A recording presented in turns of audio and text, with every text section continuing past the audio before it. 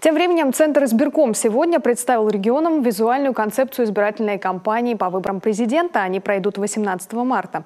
Летом ЦИК провел конкурс на логотип кампании. Победил большой творческий коллектив – 30 человек. Он приготовил около 100 вариантов. Из них выбрали 77 работ, каждая по-своему креативная, с использованием графических элементов, таких как галочка, бюллетень, ящик для голосования. В ходе многократного тестирования определили десятку лучших. Окончательный выбор сделали граждане. Они проголосовали за основательность, консервативность и современность. Авторы использовали наклонные шрифты, обыграли совмещение года и даты голосования ярким пятном в виде числа 18, а также ленту, стилизованную под флаг. С 7 по 17 декабря будет назначение выборов.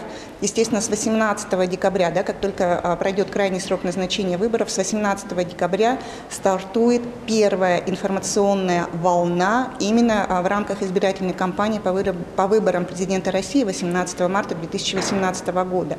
И, естественно, именно с 18 декабря повсеместно по всей России и в ее столице Москве, и в самом дальнем уголке Владивостока, не знаю, Камчатки, Крыма и, соответственно, нашей любимой республики Коми, это будет единый стиль, единый логотип, единые ролики.